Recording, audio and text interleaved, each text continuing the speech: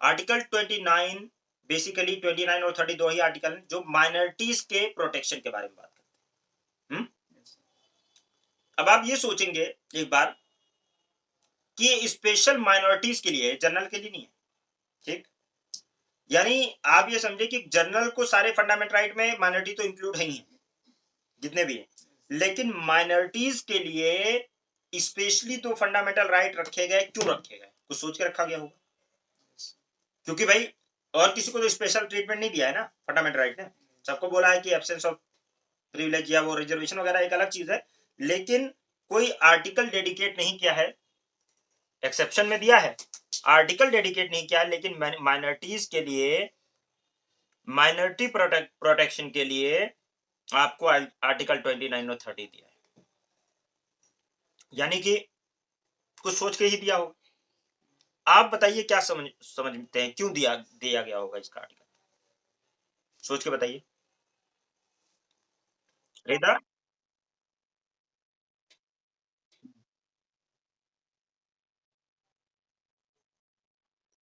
हम्म, अब सुनो। According to constitution वो लोग बोले जो लेमैन है। अब तुम बोलो आर्टिकल 14 सीधे या आर्टिकल 47, चलिए हाँ ठीक है, फिर बताइए, या फंडामेंटल राइट। हाँ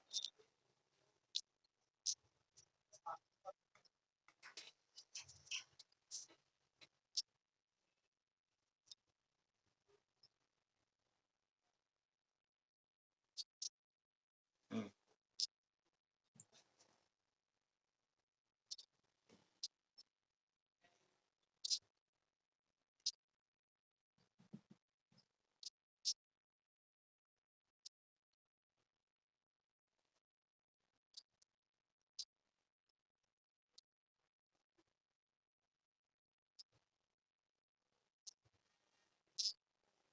हाँ मतलब रिजर्वेशन वगैरह दिया जा रहा है।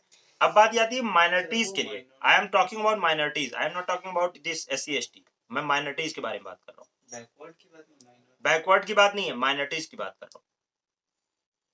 बैकवर्ड क्लासेस की बात खत्म हो गई। आप समझती हैं माइनॉरिटी कौन होते हैं रिदा? नहीं नहीं नहीं। अच्छा ठीक है, वही मैं सोच रहा हूँ कि आप बता रही हो, आप बैकवर्ड बता रही हो। माइनॉरिटीज मतलब वो लोग जो पॉपुलेशन में दो थे। देखो दो कैटेगरी में हम डिवाइड करते हैं। एक हम डिवाइड करते हैं मेजोरिटी में, इसीलिए मैं क्वेश्चन पूछता हूँ ताकि कॉन्सेप्ट किसके वीक है उसको क्लियर कर दूं। 29 और 30 जो है माइनॉरिटीज की बात करते हैं, तो हम इस पूरी कंट्री को दो सेगमेंट में डिवाइड कर देते हैं, एक मेजोरिटी और एक minority, on the basis of culture या रिलीजन या on the basis of language. ठीक। अगर आप ओखला में देखें, ओखला में से तो आपको हिंदूज कितने मिलेंगे? माइनॉरिटीज में इक्को दुक्का चुक्का 1% भी नहीं है, ऐसा नहीं है, ओखला हेड वगैरह पे है काफी सारे।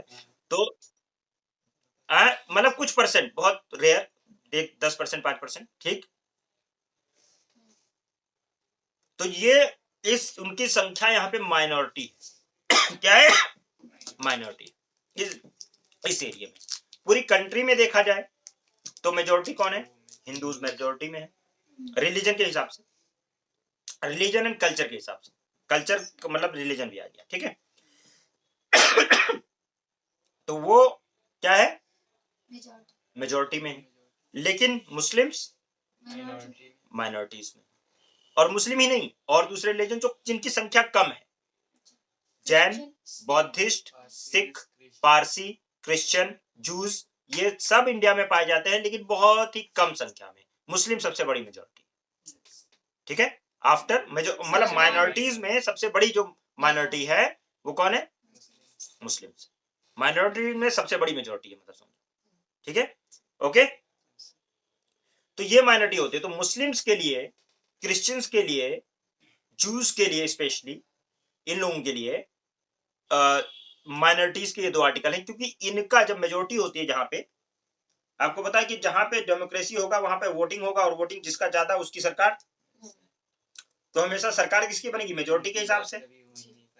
माइनॉरिटी की कभी सरकार बन नहीं सकती, जहां भी डेमोक्रेसी है वहां माइनॉरिटी की सरकार नहीं बनेगी, वहां मेजोरिटी की सरकार बनेगी और मेजोरिटी विल प्रिवेल करेगा। ठीक है ना। तो माइनॉरिटीज का जो वो हमेशा क्या ध्यान रखेंगे, आप जैसे पॉलिटिशियंस हैं तो अपने वोट बैंक का ध्यान रखते हैं कि भाई मेरा वोटर है ये, मुझे वोट नहीं देगा कर दूंगा, तो हमेशा किसके फायदे की बात करेगा, मेजोरिटी के फायदे। अब आपको मैं एक कैलकुलेशन दिखा दूं कि माइनॉरिटीज का जो है क्यों माइनॉरिटी की लोग जो है नहीं आएंगे, क्यों वो उनकी सरकार नहीं बनती है। देखें, बात को समझिएगा। जैसे मान लो कि हमारे पास कैंडिडेट ए है, बी है, सी है और डी है। ठीक, 4 कैंडिडेट है। ए जो है वो मेजोरिटी पार्टी से है, जो कि मतलब जिसके 80%, ये हिंदू है, चलो ए बी सी डी छोड़ो, हिंदू मुस्लिम लिख देता हूं, क्लियर हो जाए। ठीक है, ये मान लो हिंदू है, ये मुस्लिम है, ये सिख है और ये ईसाई है। मैं इसलिए क्रिश्चियन है मान लो, ठीक है, और मैं इसलिए ये मतलब रिलीजन के बेसिस पे डिवाइड कर रहा हूँ, किसी भी बेसिस पे हो सकता है, बट यहाँ पे इंडिया में क्योंकि जो रियल क्लासिफिकेशन है वो रिलीजन के हिसाब से है, तो मैं रिलीजन की बात कर रहा हूँ। मान लो 80% कौन है, ठीक है, मेजोरिटी में। मुस्लिम कितने हैं, 14 to 15% वोटर में मुश्किल से, ठीक है, मोटा मोटा रेशियो। सिख 4 से 5%, बाकी रिमेनिंग क्रिश्चियन 2% और बाकी रिमेनिंग जो भी है। ठीक, 80% कौन है, ठीक। अब यहां पे इनको टारगेट करती है बीजेपी, सिंपल रेशियो समझो, बीजेपी टारगेट करती है किसको, हिंदूज को, मेजोरिटी को। ठीक, मुस्लिम्स 14% है, ठीक।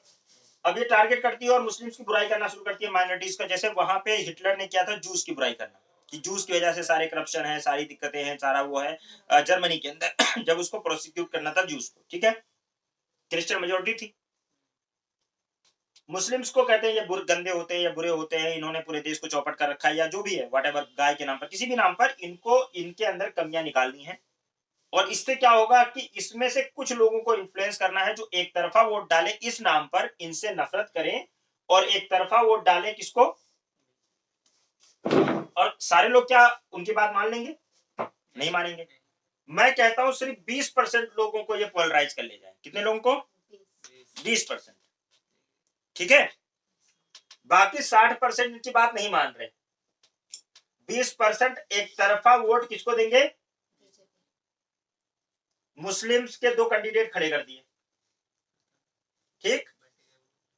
मान लो एक बहुत अच्छा है, 10% वोट ले गया, ठीक है, 10% वोट ले गया। दूसरा जो है वो ले गया 4% वोट वो ले गया, ठीक है। इसमें कितने कैंडिडेट खड़े हैं, बीजेपी है, कांग्रेस भी हिंदू को खड़ा कर रखा मान लो, ठीक है, कांग्रेस ने भी खड़ा कर रखा और सबने खड़ा कर रखा। इसका 14% वोट ये ले गया, 12% हो गई ले गया, सिर्फ 20% एक तरफा वोट पड़ा है, बाकी सब डिवाइड हो गया। 80% डिवाइड हो गया, कुछ इधर आया कुछ उधर गया, किसी ने किसी कैंडिडेट को दिया, किसी ने किसी पार्टी को दिया, किसी ने बसपा को दिया, ठीक है। लेकिन ये जो नफरत करने वाला पार्टी है, हेटरेट करने वाला, हेट करने वाली जो पार्टी है, इसने सीधी बीजेपी को 20% वोट दिया बस। बाकी लोग कंफ्यूज हैं, वो कभी बीजेपी सोच रहे हैं, कभी आप सोच रहे हैं, कभी कुछ सोच रहे हैं, तो उन्होंने नहीं किसी को दिया। 60% लोगों का वोट जो है वो कहानी खत्म, ये वोट कहानी खत्म, इसका कुछ मतलब नहीं रह गया। क्यों, क्योंकि एक वोट से जीत हो जाती है, किसी को सीधा 20% वोट नहीं मिल रहा है। एक लॉबी नफरत करके 80% में से 20% लोगों को पोलराइज कर ले गई है, जिनका दिमाग मतलब इन्होंने अंधा कर दिया, एक तरफा वोट किया और बीजेपी की सरकार बनेगी। 100% किसकी सरकार बनेगी बताओ, मुस्लिम कोई भी कैंडिडेट है उसके मतलब एक तरफा वोट डाला, कुछ हिंदुओं ने डाला, सब कुछ मिलाकर भी 20% वोट एक बंदा नहीं ला पा रहा है। फाइनली मतलब रेशियो यही रहेगा जनरल, कहीं एक्सेप्शन और ऑलवेज देयर की कहीं कोई कॉन्स्टिट्यूएंसी ऐसी है जहां पे मुस्लिम ही मेजोरिटी है तो वो 1-2 सीट आ जाएगी। लेकिन ओवरऑल जब आप देखोगे तो सिर्फ उनको 20% लोगों के अंदर नफरत डालना है बस। और वो किस लिए, इसलिए नहीं कि नफरत करें, इसलिए कि हमें एक तरफा वोट डालें और मुस्लिम वोट डिवाइड हो जाएंगे। और डिवाइड भी ना हो, मैं कह रहा हूं एक बंदा खड़ा हो जाए उसको पूरा 14% वोट जाए, तब भी क्या, सब लोग सारे मुस्लिमों ने जितने वोटर्स हैं सबने मिलकर एक तरफा वोट डाला, ठीक है, एक बंदे के ऊपर वोट डाला तो भी 14% है, इसमें सिर्फ 20 लोग पोलराइज हो गए। आपको देखा कि एक तरफा आप जा रहे हो तो हम भी एक तरफा बीजेपी की तरफ चले जाते हैं। सिर्फ 20% लोग, 14-15% लोग तो भी, बाकी चलो क्या नाम है 65% लोग ना आए। समझ रहे हो? तो हमेशा सरकार किसकी बनेगी? मेजोरिटी। तो मेजोरिटी की जब सरकार बनेगी तो जिसने सरकार बनाया है, इन 20% लोग अगर नफरत चाहते हैं तो इनके लिए नफरत की राजनीति उनको हमेशा करनी पड़ेगी। इनकी जो इच्छाएं उनको फुलफिल करना पड़ेगा। समझ रहे हो? तो इसके लिए उनको मंदिर मुद्दे और मस्जिद मुद्दे और ये त्रिपल तलाक और क्या क्या क्या क्या ये इनको हमेशा जलाए रहना पड़ेगा, इसमें आग फूकनी पड़ेगी, तभी जाके बात समझ रहे हो, ये हमेशा सत्ता में बने। क्लियर? अब उसमें वो 20% क्या वो 60% का भी नुकसान हो रहा है, क्या हो रहा है, उससे कोई मतलब नहीं है। एक तरफा वोटिंग उनको डलवानी है एक लॉबी से, उस लॉबी को खुश करने के लिए वो बीच में कुछ ले आएंगे, गाय माता, कुछ और, ठीक है, कुछ और कुछ और कुछ और, मतलब there would be something something something, because this is the policy, right. और उनको भी क्या करें बेचारे, उनको इलेक्शन जीतना, इलेक्शन जीतना है। अब इसी तरह से लोग वोट दे रहे हैं तो क्या है, मुद्दा चेंज हो जाए, रिलीजन मुद्दा ना रह जाए, एजुकेशन ये वो फलान दुकान, तब सब प्लेयर आ जाएंगे जो अच्छा काम करेगा। लेकिन यहाँ पे है मुद्दा वो भी, लेकिन एक तरफा वोटिंग उनमें नहीं है। वो सोचते हैं यार पता नहीं कांग्रेस अच्छा काम करती, पता नहीं बीजेपी अच्छा काम, मतलब ठीक है, इन्फ्लुएंस होते रहते हैं, वोट बढ़ते रहते हैं। एक तरफा जहां वोट पड़ा 20% 10%, क्योंकि सारे लोग तो वोट डालने भी नहीं जाते, पहली बात 50-60% वोटिंग होती है, उसमें भी 50-60% वोटिंग में 60% वोटिंग हो जाए, उसमें भी दुनिया भर की पार्टी से 10%, 5%, 10 कोई ले गया, कोई 5% ले गया, कोई 15% ले गया, कोई 12% ले गया, जिसके भी 12-13%, 14% पे वोट या 20% लोग के आसपास वोट पड़ जाते, वो जीत जाता है। तो ये डेमोक्रेसी जो है, इसमें क्या है, 20% लोगों को वो, मतलब 80 लोगों को 20% लोग एक तरफ होकर ऐसे बंदे को चूज कर लेते जो 80% क्या 100% लोगों पे रूल करता है। एक बात समझ में आ गई? तो हमेशा ये जब मेजोरिटी के लिए कुछ करेंगे तो माइनॉरिटी को हमेशा ये प्रोसिक्यूट करने की कोशिश करनी पड़ेगी इनको, कुछ ना कुछ इनको वो क्या नाम है, ऐसी कोई चीज करनी पड़ेगी जिससे ये हेट करने वाले, नफरत करने वाले, जो ये बोले कि हमें हिंदू राज चाहिए, या हमें क्या नाम है, मतलब इंडिया में रहना होगा तो ये कहना होगा समथिंग समथिंग। तो अगर ऐसे लोग जो हैं, इनको खुश भी तो करना है उसको, तो कुछ तुम्हारे लिए कुछ करना पड़ेगा, कुछ तुम्हारे ऊपर बुलडोजर चलवा दे, तुम्हारे घर पे बुलडोजर चलवा दे, या कुछ ऐसा कुछ करना, आरसीसी है, कुछ भी करें जिससे वो लोग खुश रहें। जरूरी नहीं कि उनको इंप्लीमेंट किया जाए, बस उनको खुश करने के लिए वो हो जाए, ठीक है, मीडिया में न्यूज आ जाए, वो खुश आ रहे, बात एकदम टाइट कर दिया इसने, तो है ना, बस ये होना चाहिए। बात समझ में? तो अब यह होगा कि माइनॉरिटी कॉन्स्टिट्यूशन, ये पहले, क्योंकि वो लोग जो बैठे हुए हैं थे, वो बड़े बड़े फिलोसफर्स थे, बड़े बड़े दार्शनिक थे, बहुत दूर तक की सोचते थे। जो कॉन्स्टिट्यूंट असेंबली में फादर बैठे हुए थे, जिन्होंने कॉन्स्टिट्यूशन बनाया है, उनको समझ में आ गया था, वो पूरी थेरीज देख चुके थे, वो हिटलर को भी देख चुके थे उस टाइम, और लोगों को कि माइनॉरिटीज का प्रोसिक्यूशन हो सकता है, मगर माइनॉरिटीज के इंटरेस्ट को प्रोटेक्ट ना किया जाए तो, ठीक है। तो उन्होंने फंडामेंटल राइट के अंदर प्रोटेक्शन ऑफ माइनॉरिटीज को डाल दिया, आर्टिकल 29। और उनको एजुकेशन इंस्टीट्यूशन को भी हो सकता है आपको वहां वो एडमिशन ही ना करा पाए, डिप्राइव रहे, तो उनको एक एजुकेशन इंस्टीट्यूशन का भी उनको दे दिया राइट, कि अगर माइनॉरिटी ने कोई एजुकेशन इंस्टीट्यूशन बनाया है तो उसकी जमीन आप नहीं छीन सकते, आप नहीं ले सकते। जैसे दिल्ली यूनिवर्सिटी है, वहां पे कुछ रोड बनाना है, कुछ बनाना है, तो उनको एक्विजिशन करना है तो गवर्नमेंट कर लेगी। माइनॉरिटी का है तो इसके लिए इसको नहीं कर सकते, ठीक है ना, कि गवर्नमेंट चाहे तो उनको छीन ले, अगर वो लेगी तो बहुत, मतलब किसी तरह अगर कहीं एक्सेप्शन में ले रही है तो उनको बहुत बेनिफिट देना पड़ेगा उसके लिए, ठीक है। तो ये राइट्स जो हैं, प्रोटेक्शन ऑफ माइनॉरिटीज की बात की, तो आर्टिकल, क्वेश्चन भी आया हुआ है कि 29 और 30 किस तरह की माइनॉरिटीज की बात करते हैं। तो 29 एंड 30 जो बात करते हैं वो कल्चरल, कल्चरल का मतलब ध्यान रखने का, रिलीजियस भी हो जाता है और कल्चरल एंड लिंग्विस्टिक, यानी लैंग्वेज के बेसिस पर जो लोग माइनॉरिटी है उनकी बात करती है। क्या इतनी बात समझ में आई आप लोगों के?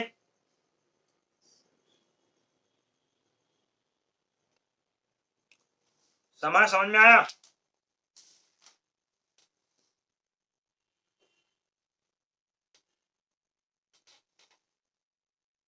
मोनी समा कोई हो लाइन पे?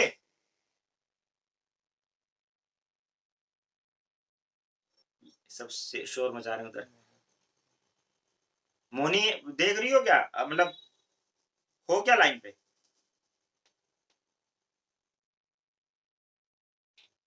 क्या हुआ, नहीं मैं पूछ ये रहा हूँ कि क्या नाम है, समझ में आया? सर चलो बंद करो। तो यहाँ पे अब हम लोग जो है क्या करने चाह रहे हैं, अगर देखो पोलराइज होता है, बात ध्यान रखिए, ये तो मैंने थोड़ा सा आपको पीछे का बैकग्राउंड बताया, जबकि हम आगे पढ़ेंगे सपोर्टिंग बिहेवियर वगैरह को आगे पढ़ेंगे, लेकिन मतलब मैंने आपको ये बताया कि माइनॉरिटी को प्रोटेक्शन देना क्यों जरूरी है, क्योंकि सरकार हमेशा मेजोरिटी की ही रहेगी वन वे और अदर, ठीक है ना। अगर कोई चाहे कि मैं एक पार्टी बनाऊं माइनॉरिटीज की और वो सरकार बना ले, डेमोक्रेसी में जहां पे एडल्ट सफरेज हो, फ्रेंचाइजी हो, वहां नहीं बना सकता, ठीक है, पॉसिबल ही नहीं है। हमारे यहाँ first pass the post system, ठीक, बात समझ में आ गई। सर ये पॉसिबिलिटी नहीं कि वो हेड जो कोई माइनॉरिटी हो वो अगर हेड बन जाए तो देखो हेड बन भी जाएगा तो क्या मेजोरिटी अंदर जो वोटिंग करने वाले हैं वो कौन है। एक हेड बनने से कुछ नहीं होता है, एपीजे अब्दुल कलाम को आपने प्रेसिडेंट बना दिया, क्या पावर है, क्या पावर की, मतलब कुछ ऐसा कुछ उससे वो नहीं होता है। एक बंदा कोई एक जाके बैठ जाएगा, वो अपने मन से काम नहीं कर सकता है, लॉबी काम करती है, कुछ वो ग्रुप काम करता है, एक बंदे से कुछ खास वो नहीं होता, ठीक है ना, खासकर एक पर्टिकुलर कम्युनिटी का बंदा, क्योंकि उसको दुनिया भर के प्रेशर होते हैं, ठीक है। अच्छा चलिए, तो फिर आगे हमारा जो है कि भाई आर्टिकल 29 क्या बात करता है, तो हमारी स्लाइड्स खोलेंगे तो मजा आएगा आपको देखने में। ये है कि आर्टिकल 29 देखें आप लोग कि 29 में क्या है, protection of minority any section of the citizen residing in the territory of India और any part thereof having a distinct language script, दिख रहा है ना, ठीक है। तो एक जिसकी लैंग्वेज, देखो कोई भी सेक्शन ऑफ सोसाइटी जिसके बारे में बात कर रही है कि protection of the interest of minority any section of the citizen, ठीक है, residing in the territory of India, in India में रह रहा हो, यानी एनी पार्ट देयर ऑफ, और उसके किसी पार्ट पे रह रहा हो, जिसकी डिस्टिंक्ट लैंग्वेज हो, अलग लैंग्वेज हो, स्क्रिप्ट हो या कल्चर हो इट्स ओन, ठीक, क्या क्या चीजें दी हैं, language, script and culture.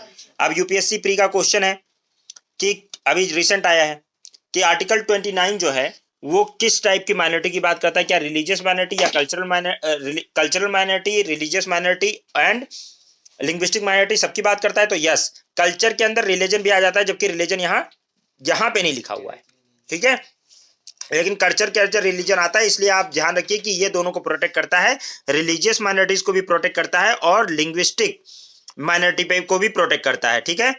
And shall have the right, ये इसमें क्या है, shall have the right to conserve the same, और उनको राइट होगा उसको कंजर्व करने का। अब इस बात को ऐसे समझिए आप कि जो लोग मतलब माइनॉरिटीज हैं, लिंग्विस्टिक माइनॉरिटी का मतलब क्या है, जैसे कुछ लैंग्वेज ऐसी हैं जो खत्म होने की कगार पे हैं, जो एकदम उसके थोड़े बहुत लोग बचे हैं बोलने वाले, तो वो लोग भी अपना वो बना सकते हैं, ठीक है ना, ठीक है, अपना ग्रुप बना सकते हैं और उसके हिसाब से वो जो है क्या कर सकते हैं, उसको प्रोटेक्ट कर सकते हैं। तो इनका protection of the interest of minority की बात है, जिनकी डिस्टिंग्विश्ड लैंग्वेज है, स्क्रिप्ट है, कल्चर है अपना खुद का, ठीक है।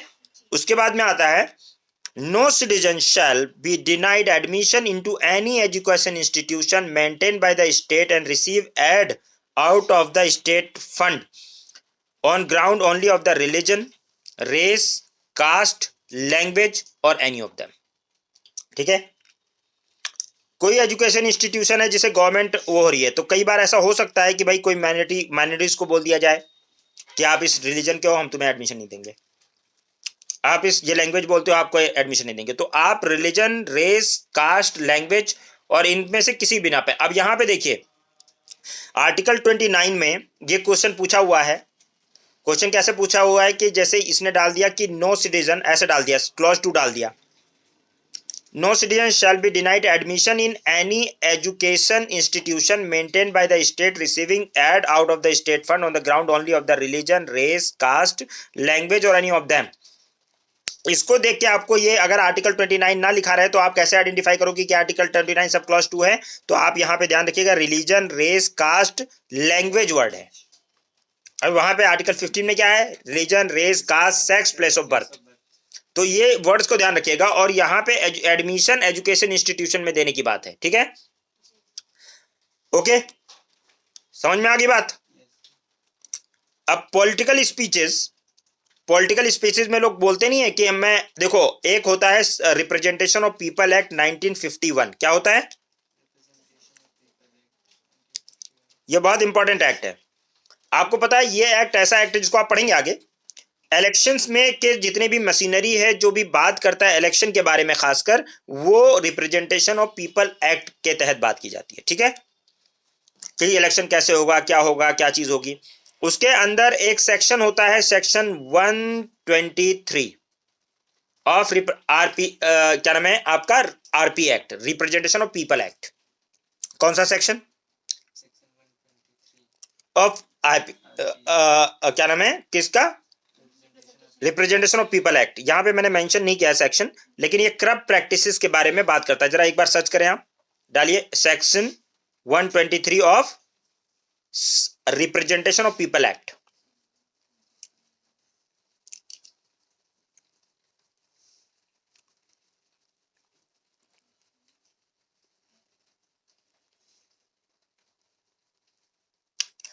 बहुत इंपॉर्टेंट बात है यहां पे, सर्च किया section 123 of representation of people act, RP act 1951। क्या कह रहा है,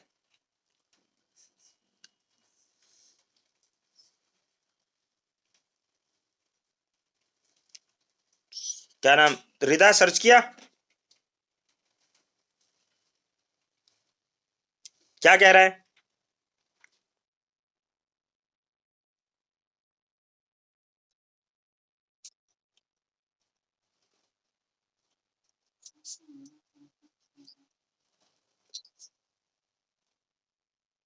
नहीं नहीं नहीं नहीं, वो नहीं सर्च करने के लिए कह रहा हूं, सेक्शन 123 सर्च करने के लिए कह रहा हूं। Section 123 of representation of people act, ये सर्च करने के लिए कह रहा हूं।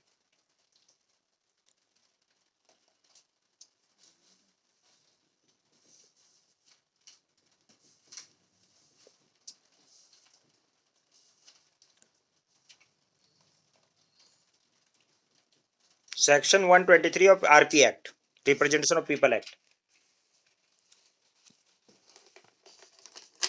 क्या लिखा है, आया।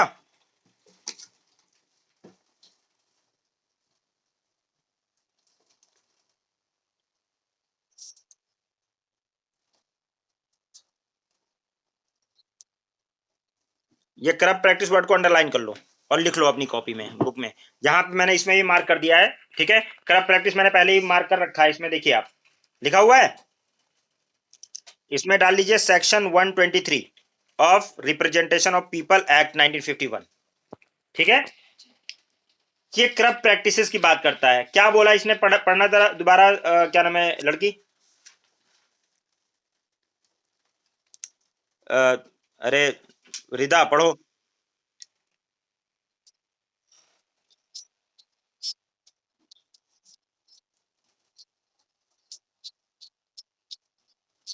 समझ रहे हो, अगर आपने रिलीजन के बिना पर वोट मांगा, क्या कह रहा है section 123 of RP act, representation of people act, कह रहा है कि अगर आपने रिलीजन के बिना पर वोट मांगा, ठीक है, कि मैं हिंदू हूं, मैं इसको हिंदू राष्ट्र बनाऊंगा, तो आपने करप्ट प्रैक्टिस की, क्या की, और आपने अगर लैंग्वेज को एक एक मतलब रिलीजन को दूसरे रिलीजन के खिलाफ भड़काया और बोला कि मैं इसको हिंदू राष्ट्र बनाऊंगा, सेकुलर वैल्यूज को आपने मतलब डिफे करने की कोशिश की, तो आपने करप्ट प्रैक्टिस की।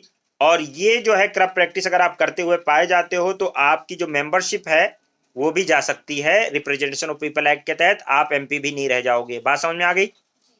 लेकिन अगर कोई माइनॉरिटी, यहां पे देखिए कंजर्वेशन है, यहां पे ये वाली लाइन देखिए, पॉलिटिकल स्पीच में अगर कोई रिलीजन से बोल रहा है कि मैं प्रॉमिस कर रहा है कि मैं कंजर्व करूंगा लैंग्वेज को of the section of the society, ठीक है, या माइनॉरिटी अपने लैंग्वेज और स्क्रिप्ट को कंजर्व करने के लिए उर्दू या किसी को बोलते हैं कि भाई हम इसको कंजर्व करेंगे और प्रोटेक्ट करेंगे, तो वो करप्ट प्रैक्टिस की कैटेगरी में नहीं आएगा। ठीक है, ये माइनॉरिटीज को स्पेशल प्रिविलेज है। अगर मेजोरिटी यही बात कह दे तो that will come into corrupt practices. ठीक है, और करप्ट प्रैक्टिस का मतलब क्या है कि आपकी मेंबरशिप चली जाएगी, आप इलेक्शन लड़ने के बाद, जीतने के बाद भी कोर्ट उसको नल एंड वॉइड कर देगा। क्लियर है?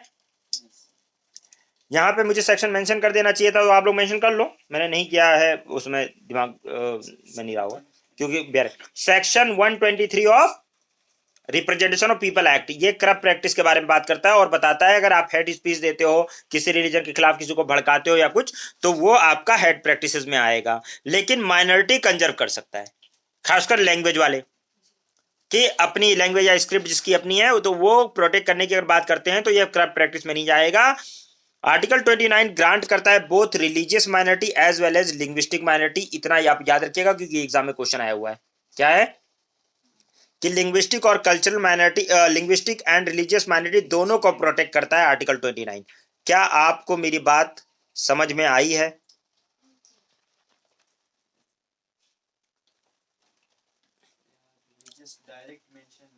नहीं है, लेकिन ये दोनों को प्रोटेक्ट करता है। और यूपीएससी का 2027 या 2027 का शायद क्वेश्चन है, ओ 2017 का यार, 2017 का क्वेश्चन है।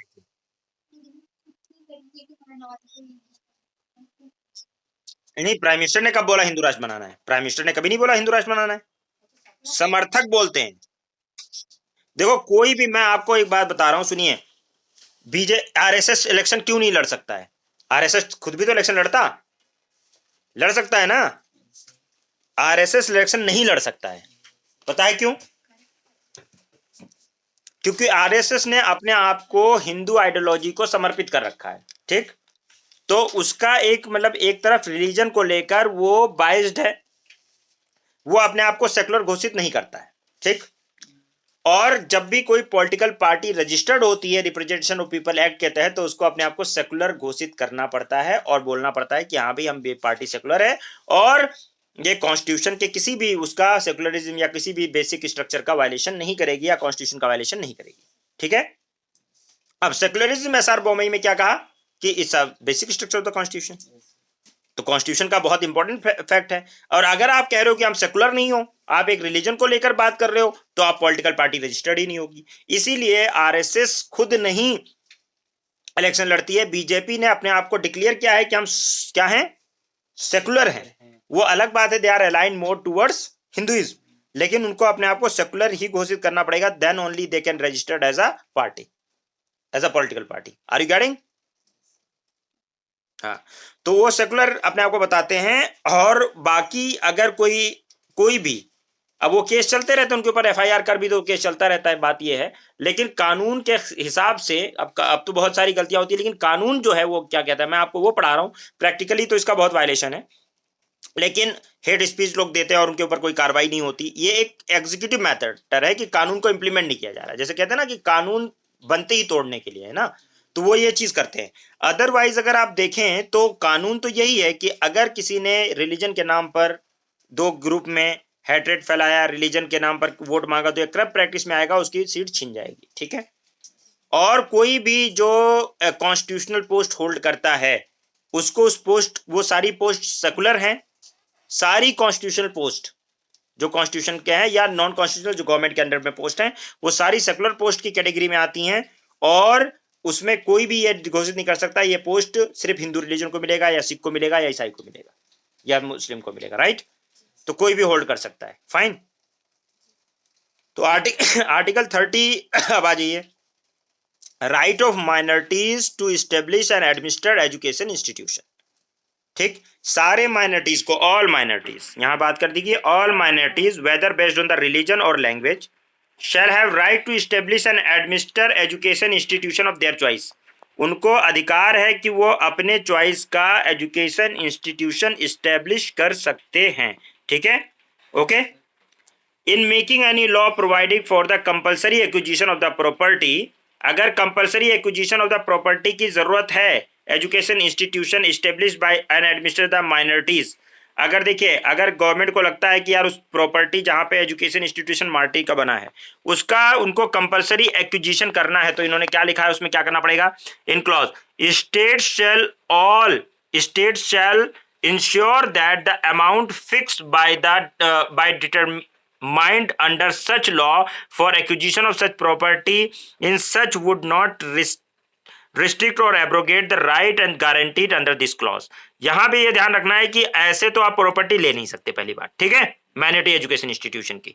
लेकिन अगर कंपलसरी एक्विजिशन की जरूरत पड़ जाए कि नहीं लेना ही पड़ेगा, उसके बिना काम नहीं चलेगा, रोड रुक जाएगी या कुछ है, तो उसके लिए आप उनको इतना फेयर रिन्यूमरेशन देंगे, इतना फेयर कंपनसेशन देंगे कि वो इस आर्टिकल के तहत उनका जो इस्टेब्लिश करने वाला सपना है वो डिस्ट्रॉय ना हो जाए, कि एजुकेशन इंस्टीट्यूशन इस्टेब्लिश किया है अपनी तरफ, ठीक है। The state shall not in granting aid to the education, और state shall not granting aid in the education institution discriminates against any education institution on the ground that it is under the management of minority whether based on the religious or language। और अगर state जब fund देगा तो चाहे वो minorities उसको कर रहे हो, प्रोटेक्ट कर रहे हो, उसका मैनेजमेंट चला रहे हो, लेकिन वो किसी तरह से डिस्क्रिमिनेट नहीं करेगा इस ग्राउंड पर कि ये माइनॉरिटी चला रहे इसलिए इसको पैसा नहीं देंगे, ठीक है ना, ओके। तो आप फंडिंग नहीं रोक सकते, अगर गवर्नमेंट पैसा दे रही है तो वो सबको पैसा देगी माइनॉरिटी होने के बिना पर या लैंग्वेज एक पर्टिकुलर बोलने की वजह बिना पर, कि आप जैसे जामिया है, जामिया इतना खूबसूरत क्यों है और डीयू इतना खूबसूरत क्यों नहीं है। डीयू के पंखे जो देखे थे जब मैं सीएलसी में पढ़ता था 1947 के आसपास के पंखे लगे हुए थे उसमें, 1920 के आसपास, इतने मतलब मोटे मोटे उसके मोटर थे ना कि गिर जाए ना तो 10 आदमी मर जाए उसके नीचे, और वो इतने पंखे, और उसने एकदम धीरे धीरे चल रहे हैं, और कुर्सियां इतनी गंदी गंदी बेकार बेकार सी, लेकिन इंडिया की सबसे नंबर 1 फैकल्टी है लॉ में, 3 साल के कोर्सेज में नंबर 1 पे है, ठीक है ना। और उसके बावजूद हम लोग वहां सीएलसी में बैठ के पढ़ते थे। जामिया के रूम देख लो, एसी रूम तक है वहां, है ना, और डीयू में उतना नहीं। अब वहां पे फैकल्टी ऑफ लॉ बहुत अच्छा बन गया है एक दूसरा, लेकिन यहाँ पे तो क्यों, उसकी वजह क्या है, यहाँ पे दुनिया भर का माइनॉरिटी अफेयर्स मिनिस्ट्री से पैसा, और जो दूसरे लोग फंडिंग चंदा वंदा करते हैं बाहर से भी, माइनॉरिटीज के नाम पर दुनिया भर का पैसा आता है, और गवर्नमेंट भी फंडिंग करती है। तो इतना सा इंस्टीट्यूशन है तो उसमें वो खूबसूरत सा बना ही लेंगे कि गवर्नमेंट से भी फंड मिल रहा है, ठीक है, और उसमें डिस्क्रिमिनेशन नहीं होगा, और बाहर से भी बहुत पैसा आता है इनके पास डोनेशन के नाम पर, इसके नाम पर, उसके नाम पर। आपको इतने सस्ते में हॉस्टल जो मिल जाता है यहाँ पे, वहां डीयू में नहीं मिलता है। शॉर्टेज रहती है हॉस्टल की, और इतनी आसान, इतना वो नहीं रहता है कि क्या नाम है, अच्छा खाना मिल जाए। वहां के हॉस्टल का खाना खा लो और यहाँ के हॉस्टल का खाना खा लो, बहुत जमीन आसमान का फर्क है। करप्शन भी है वहां, ये भी कहा जाएगा, लेकिन यहाँ भी करप्शन है, करप्शन कहीं कम नहीं है, यहाँ भी कम। हाँ, फंडिंग कट कर रहे हैं, करते हैं डायरेक्टली, लेकिन कर नहीं सकते हैं बाय लॉ ठीक है, वो बहाने करके कट कर ले, but by law they can not, right. बात समझ में आ रही है मेरी? बात कुछ समझ रहे हो भाई आप लोग? क्या तो नहीं समझ रहे?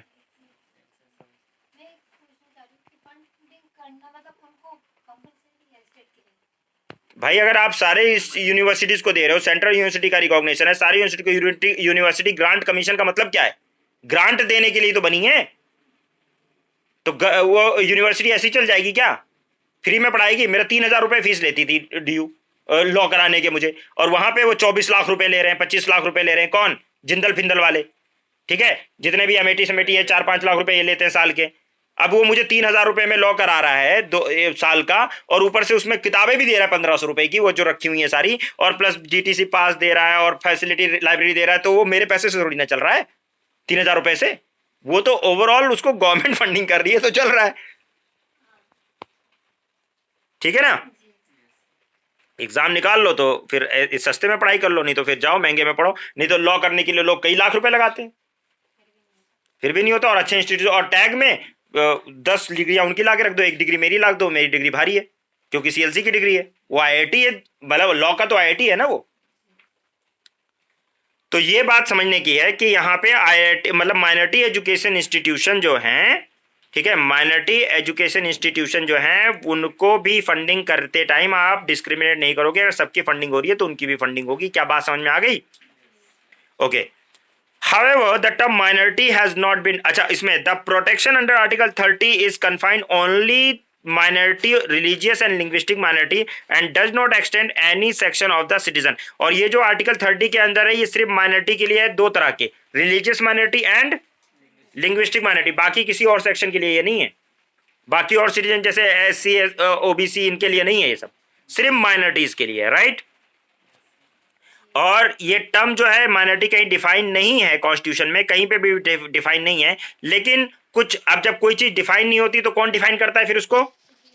सुप्रीम कोर्ट करता है, ठीक है ना, सुप्रीम कोर्ट ही करेगा। तो सुप्रीम कोर्ट आर्टिकल 30 के लिए ऐसे define it as any religious और linguistic group represent 50% of the population, ठीक है, minority quota has kept by 50% by the judiciary, यानी 50% से कम अगर किसी की पॉपुलेशन है तो वो माइनॉरिटी कैटेगरी में जा सकता है, ठीक है, 50% पॉपुलेशन से कम जिसकी पॉपुलेशन है वो।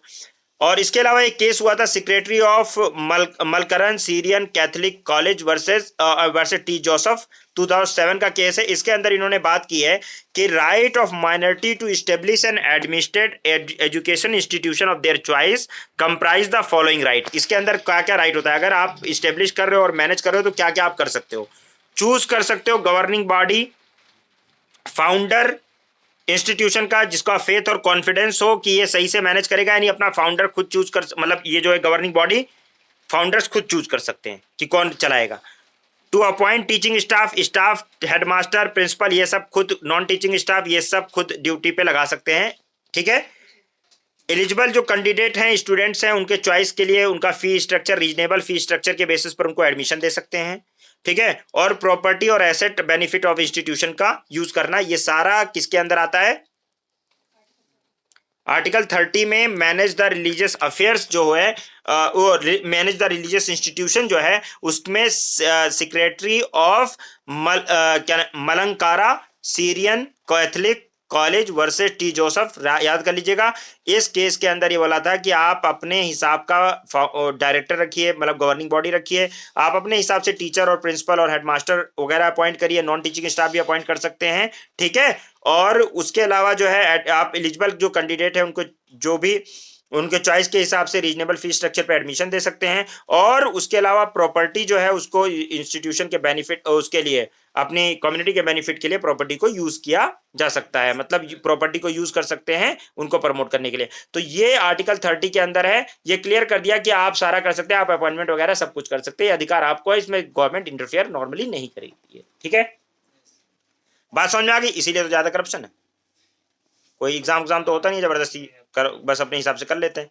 तो यहां तक आर्टिकल 20 और 30, 20 जो है जनरल प्रोटेक्शन है और 30 में एजुकेशन इंस्टीट्यूशन का प्रोटेक्शन है, ठीक है। लेकिन दोनों ही प्रोटेक्शन ऑफ माइनॉरिटीज की बात करते हैं। क्या मेरी बात आपको, हम जो है अब बात करेंगे आर्टिकल 32 की। 32 को कहा जाता है heart and soul of Indian constitution भी कहा जाता है, बहुत इंपॉर्टेंट है और इसके बिना पूरा फंडामेंटल राइट ही बेकार है, ठीक है। अच्छा, मेरी आवाज आ रही है, सबको समझ में आ रहा है?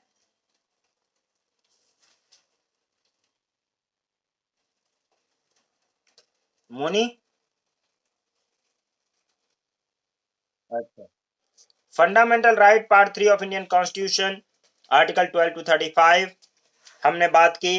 32 से लेकर 35 को हम देखेंगे पहले, और उसके बाद फिर हम लोग इसी सेगमेंट में 31 ABC को कल देखेंगे। कल आपका फंडामेंटल राइट फिनिश हो जाएगा इंशाल्लाह, ठीक है। रिदा, आवाज आ रही है? अब ध्यान से सुनो। Constitutional remedies for enforcement of the right conferred by this part. Remedies, क्या रेमेडी का मतलब पता है क्या होता है? इलाज, दवाई, ठीक है। तो अगर आपका कोई कहते ना अभी दवाई कर दे रहा हूं तुम्हारी मैं, ठीक है, बहुत तुम्हें दिक्कत हो रहा है, तो संवैधानिक उपचार है, ये दवाई है। अगर आपका कोई फंडामेंटल राइट का वायलेशन करता है, ठीक, तो वो उसके लिए आपका आर्टिकल 32 जो है वो प्रोटेक्शन देता है कि अगर वायलेशन हुआ, जैसे 1 से लेकर 30 तक सारे राइट्स, मतलब 14 से लेकर 30 तक सारे राइट्स हैं। अब उन राइट्स को जो है प्रोटेक्ट करने के लिए अगर कोई ये आर्टिकल इंपॉर्टेंट है, जैसे कहते नहीं है कि अगर आपके पास अधिकार है लेकिन अगर अधिकार कोई वायलेट करे तो उसको सैंक्शन करने की अगर पावर नहीं है, उसको सजा देने की पावर नहीं है, उसको प्रोटेक्ट करने की पावर नहीं, तो बेकार है। तो इस आर्टिकल के बिना पूरा फंडामेंटल राइट ही बेकार है। अब ये आर्टिकल बहुत इंपॉर्टेंट है। अंडर आर्टिकल 32 में हमेशा बोलता रहता हूं, आप सुप्रीम कोर्ट जा सकते हैं, अंडर आर्टिकल 32 सुप्रीम कोर्ट जा सकते हैं। तो article 32 is the most important article that we have in the constitution, ठीक। The right to move to the supreme court, क्या बोल रहा है? Right to move the supreme court by appropriate proceeding for enforcement of the right conferred by this part is guaranteed. आपको guarantee दे रहा है तो भैया you have all the power to move to the Supreme Court if your fundamental right is violated। ठीक है, कोई भी पार्ट, कोई भी फंडामेंटल राइट वायलेट हो रहा है। अब आप जब जाओगे तो क्लॉज 2 देखिए क्या कहता है, the supreme court shall have power to issue direction और ऑर्डर और रिट। इसको रिट बोलते हैं। रिट जो है वो अंग्रेजों के टाइम से आया हुआ है। पहले बहुत सारे तरह के रिट्स हुआ करते थे, ठीक है, पहले बहुत तरह के रिट्स होते थे, लेकिन बाद में कॉन्स्टिट्यूशन में सिर्फ 5 रिट्स का जिक्र किया गया है। अब अंग्रेजों ने जब इंट्रोड्यूस किया था, मैं हिस्टोरिकल बैकग्राउंड में आपको बताऊंगा, तो कम से कम 9 टाइप के रिट्स आपको दिखेंगे, लेकिन यहां पे सिर्फ आपके पास 5 रिट्स हैं और अभी आप मेरे साथ इसके नाम याद करेंगे। ठीक है, हबीज कॉर्पस, बोलिए हबीज कॉर्पस, रिवाइज करिए, habeas corpus to have a body, to have a body, to have body या to have body. Mandamus to command, mandamus to command, command देना, किसी को आदेश देना। प्रोहिबिशन, रोकना, टू प्रोहिबिट, तो प्रोहिबिशन। तीसरा, quo warranto, under which authority, under which authority, कौन सी अथॉरिटी के तहत तुमने ये किया। सर्श्योररी, करेक्ट करना किसी चीज को, ठीक, ओके, या सैंक्शन करना, करेक्ट करना, उसको मतलब रिव्यू करना, उस टाइप से। तो कुल मिलाकर अभी इसमें डिटेल में बताता हूं क्या है, लेकिन अभी 5 तरह के रिट्स हमें दे रखे हैं, habeas corpus, mandamus, prohibition, quo warranto and certiorari. ठीक है, हबीज कॉर्पस, मैंडमस, मेरे साथ रिपीट करो, habeas corpus, mandamus, prohibition, quo warranto and certiorari, certiorari. ठीक है, 5 रिट हो गए। है अभी अभी अभी आ रहा है, आगे आ रहा है, टेंशन ना लो, आगे आ रहा है। Habeas corpus to have a body, mandamus to command, मतलब सिंपल वर्ड्स में, प्रोहिबिशन रोकना, प्रोहिबिट करना, quo warranto under which authority, which law, which कानून, कौन से कानून के तहत किया, quo warranto, and certiorari to certify, to correct something, okay, to certify या to correct something, okay, clear. अब ये कह रहा है क्लॉज 1 एंड क्लॉज 2 में, यहां तक आप समझ गए कि नाम भी याद करना था बस। Without prejudice to the power conferred to the on the supreme court by clause 1 and clause 2, parliament में by law empowered any court, ये थर्ड क्लॉज पढ़ रहा हूं, देखो, prejudice the power to conferred supreme court by by the clause 1 and 2, parliament may by law and empower any other court to exercise within the local limits of the jurisdiction of all any other power exercised by the supreme court under clause 2। कहने का मतलब क्या है कि supreme court without any prejudice, कोई मतलब prejudice नहीं करना है, सुप्रीम कोर्ट बाय क्लॉज 1 और बाय क्लॉज 2, जो क्लॉज 1 और 2 में है, पार्लियामेंट में by law empower any court, ठीक है, to exercise within the local limits of the jurisdiction of all or any of the power exercised by the Supreme Court under this clause 2। इसका मतलब समझ रहे हो क्या है, इसका मतलब समझ रहे हो, आप लोग नहीं समझ पाए होगे, सिंपल वर्ड्स में बताऊं, सिंपल वर्ड्स में सुन लो, समझ में आ जाएगा। ये पावर किसकी है, सुप्रीम कोर्ट की, लेकिन अगर पार्लियामेंट चाहे, कौन चाहे, पार्लियामेंट, वो चाहे तो ये हाई कोर्ट को और लोकल कोर्ट को भी ये पावर लॉ बना के दे सकता है, जो क्लॉज 2 में पावर है, habeas corpus, mandamus, सर्चरी, quo warranto. ठीक है, ठीक, ये तो कह रहा है पार्लियामेंट देगा, लेकिन कॉन्स्टिट्यूशन ने खुद ही दे दिया है हाई कोर्ट को अंडर आर्टिकल 226, आर्टिकल 226 के तहत हाई कोर्ट को ये पावर है ये रिट्स इशू करने की। ठीक है, और कहा भी ये जाता है कि पहले आप सुप्रीम कोर्ट ना जाओ, पहले आप हाई कोर्ट जाओ और हाई कोर्ट में रिट इशू करवाओ, क्योंकि हाई कोर्ट से आप अपील करते हुए सुप्रीम कोर्ट जा सकते हो, लेकिन अगर 32 के मैटर पे चले गए, लेकिन आर्टिकल 226 जो है उससे आप हबीज कॉर्पस, मैंडमस, सर्श्योररी, क्यू वारंटो, इनमें से कोई भी रिट इशू करवा सकते हो। ठीक है, लेकिन वो पावर होती है हाई कोर्ट की कि वो एक्सेप्ट करे और चाहे ना करे, क्योंकि वो डिस्क्रिशनरी पावर है और वो वाइडर पावर है, लेकिन ये नेरोवर पावर है। आर्टिकल 32 वाली जो पावर है ये नेरो पावर है। नेरो का मतलब ये नहीं कि कम है, नेरो मतलब सिर्फ एक सेगमेंट को देखेगी, फंडामेंटल राइट का वायलेशन। ठीक, ये हबीज कॉर्पस इशू करेगी सुप्रीम कोर्ट तो सिर्फ फंडामेंटल राइट या मैंडेमस या प्रोहिबिशन या क्यू वारंटो या सर्जरी कोई भी रिट इशू करेगी तो सिर्फ फंडामेंटल राइट के वायलेशन होने पर कर सकती है, ठीक है, सुप्रीम कोर्ट। लेकिन 226 में हाई कोर्ट, आगे आप पढ़ोगे भी ये हाई कोर्ट की पावर और सुप्रीम कोर्ट की पावर, लेकिन फिर भी समझ लो 226 में हाई कोर्ट और दूसरे मैटर्स के लिए भी ये इशू कर सकता है, फंडामेंटल राइट जरूरी नहीं है।